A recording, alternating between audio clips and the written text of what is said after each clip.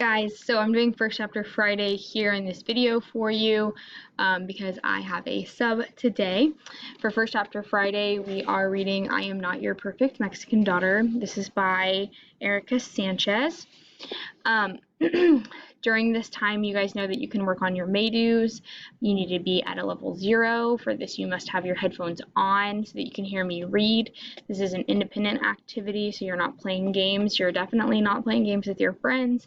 You guys are at a level 0, listening to me read the first chapter of this book to close out your week here on this Friday. So, here we go, Chapter 1. What surprised me most about seeing my sister dead is the lingering smirk on her face. Get you guys set up here. Her pale lips are turned up ever so slightly, and someone has filled in her patchy eyebrows with a black pencil. The top half of her face is angry, like she's ready to stab someone, and the bottom half is almost smug. This is not the Olga I knew. Olga was as meek and fragile as a baby bird. I wanted her to wear the pretty purple dress that didn't hide her body like all of her other outfits, but Amma chose the bright yellow one with the pink flowers I've always hated. It was so unstylish, so classically Olga. It made her either 4 or 80 years old. I could never decide which. Her hair is just as bad as the dress. Tight, crunchy curls that remind me of a rich lady's poodle. How cruel to let her look like that. The bruises and gashes on her cheeks are masked with thick coats of cheap foundation, making her face haggard, even though she is, or was, only 22. Don't they pump your body full of strange chemicals to prevent your skin from stretching and puckering, to keep your face from resembling a rubber mask? Where did they find this mortician? The flea market? My poor older sister had a special talent for making herself less attractive. She was skinny and had an okay body, but she always managed to make it look like a sack of potatoes. Her face was pale and plain, never a single drop of makeup. What a waste. I mean, I'm no fashion icon, far from it, but I do feel strongly against dressing like the elderly. Now she's doing it from beyond the grave, but this time it's not even her fault. Olga never looked or acted like a normal 22-year-old. It made me mad sometimes. Here she was, a grown woman, and all she did was go to work, sit at home with our parents, and take one class each semester at the local community college. Every once in a while she'd go shopping with Amma or to the movies with her best friend Angie to watch terrible romantic comedies about clumsy but adorable blonde women who fall in love with architects in the streets of New York City. What kind of life is that? Didn't she want more? Didn't she ever want to go out and grab the world by the balls? Ever since I could pick up a pen, I've wanted to be a famous writer. I want to be successful so that people stop me on the streets and ask, "Oh my God, are you Julia Reyes, the best writer who's ever graced this earth?" All I know is that I'm going to pack my bags when I graduate and say, "Peace out." But not Olga. Saint Olga, the perfect Mexican daughter. Sometimes I want to scream at her until something switched on in her brain, but the only time I ever asked her why she didn't move out or go to a real college, she told me to leave her alone in a voice so weak and brittle I never wanted to ask her again. Now I'll never know what Olga would have become. Maybe she would have surprised us all. Here I am, thinking all of these horrible thoughts about my dead sister. It's easier to be mad, though. If I stop being angry, I'm afraid I'll fall apart until I'm just a warm mound of flesh on the floor. While I stare at my chewed up nails and sink deeper into this floppy green couch, I hear Amma wailing. She really throws her body into it, too. "Mija, mija," she screams as she practically climbs inside the casket. Appa doesn't even try to pull her off. I can't blame him, because when he tried to calm her down a few hours ago, Amma kicked and flailed her arms until she gave him a black eye. I guess he's going to leave her alone for now. She'll tire herself out eventually. I've seen babies do that. Appa has been sitting in the back of the room all day, refusing to speak to anyone, staring off into nothing like he always does. Sometimes I think I see his dark mustache quivering, but his eyes stay dry and clear as glass. I want to hug Amma and tell her it's going to be okay, even though it's not and never will be. But I feel almost paralyzed, like I'm underwater and made of lead. When I open my mouth, nothing comes out. Besides, Amma and I haven't had that kind of relationship since I was little. We don't hug and say I love you like on TV shows about boring white families who live in two-story houses and talk about their feelings.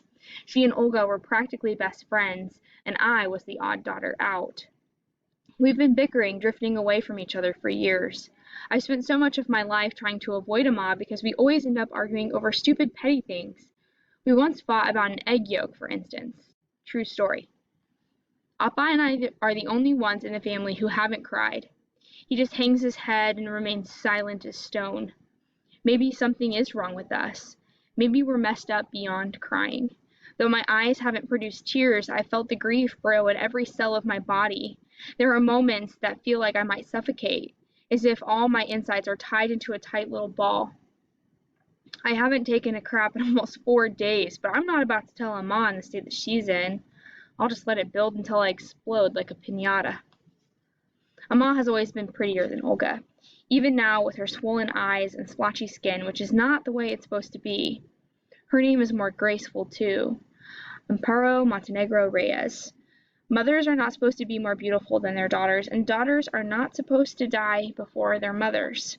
But Amma is more attractive than most people. She hardly has any wrinkles and has these big, round eyes that always look sad and wounded.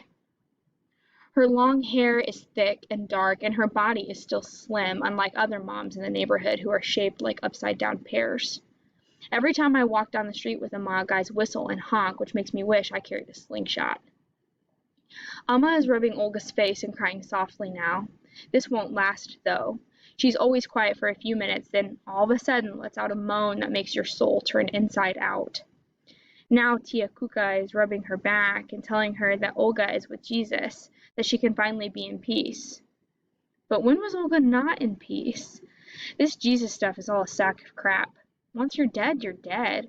The only thing that makes sense to me is what Walt Whitman said about death. Look for me under your boot soles. Olga's body will turn to dirt, which will grow into trees, and then someone in the future will step on their fallen leaves. There is no heaven. There's only earth, sky, and the transfer of energy. The idea would almost be beautiful if this weren't such a nightmare. 2 ladies waiting in line to see Olga in her casket began crying. I've never seen them in my life. One is wearing a faded and billowy black dress, and the other wears a saggy skirt that looks like an old curtain. They clasp each other's hands and whisper. Olga and I didn't have much in common, but we did love each other. There are stacks and stacks of pictures to prove it. In Amma's favorite, Olga is braiding my hair. Amma says Olga used to pretend that I was her baby. She'd put me in her toy carriage and sing me songs by Zeppelin, the scary Mexican clown who looks like a rapist, but everyone loves for some reason. I would give anything to go back to the day she died and do things differently. I think of all the ways I could have kept Olga from getting out on that bus. I've replayed the day over and over in my head so many times and have written down every single detail, but I still can't find the foreshadowing.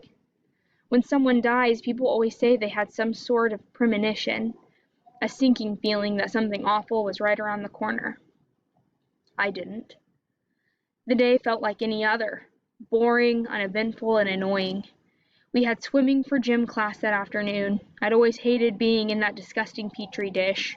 The idea of being dunked in everyone's pee and God knows what else is enough to give me a panic attack, and the chlorine makes my skin itch and my eyes sting.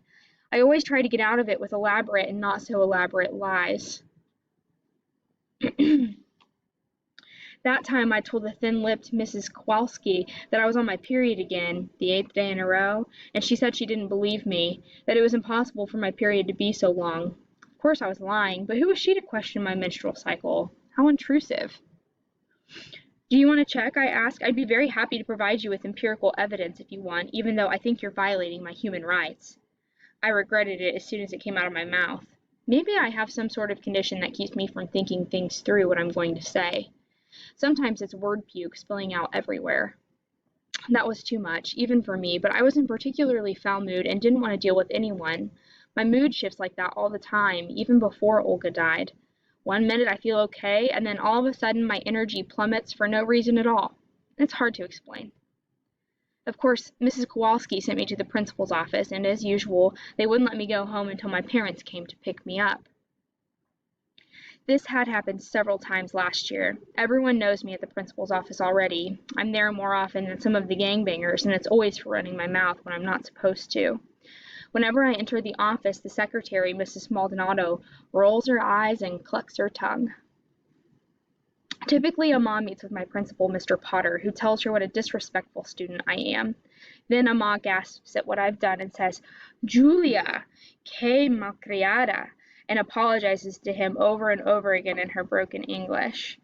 Sorry if I said that wrong. She is always apologizing to white people, which makes me feel embarrassed, and then I feel ashamed of my shame. Amma pushes me for 1 or 2 weeks, depending on how severe my behavior is, and then a few months later it happens again. Like I said, I don't know how to control my mouth. Amma tells me, "Como te gusta la mala vida?" And I guess she's right, because I always end up making things more difficult for myself.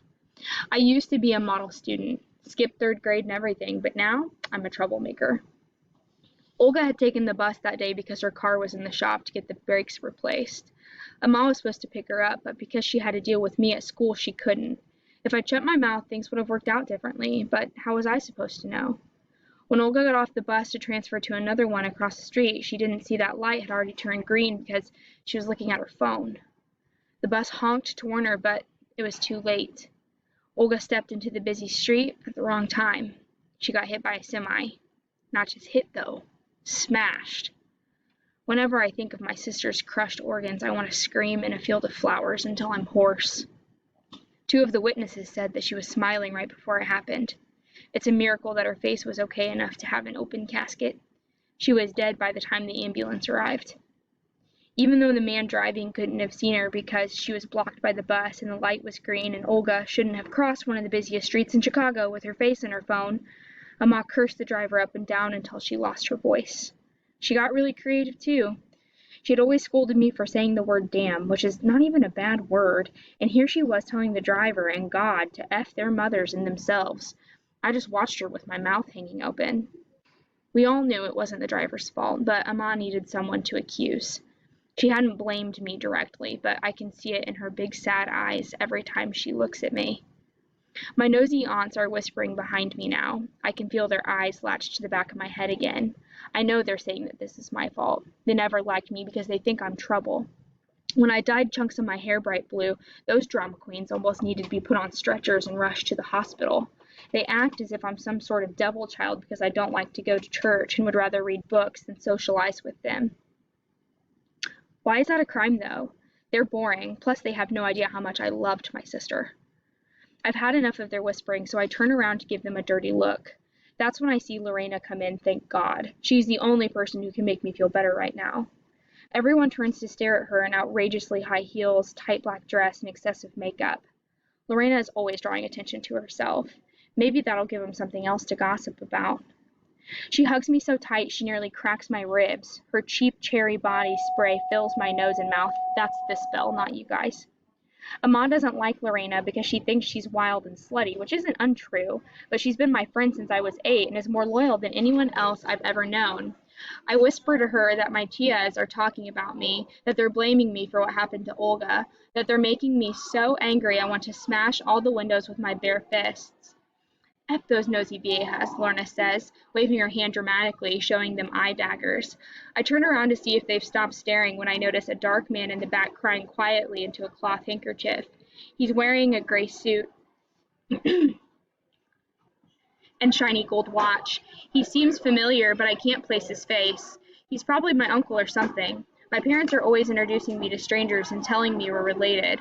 There are dozens of people here I've never met. When I turn around, he's gone, and Olga's friend Angie comes running in, looking like she was the one who was hit by a semi. She's beautiful, but dang, is she an ugly crier. Her skin is a bright pink rag someone has wrung out. As soon as she sees Olga, she starts howling almost worse than Amma. I wish I knew the right thing to say, but I don't, and I never do.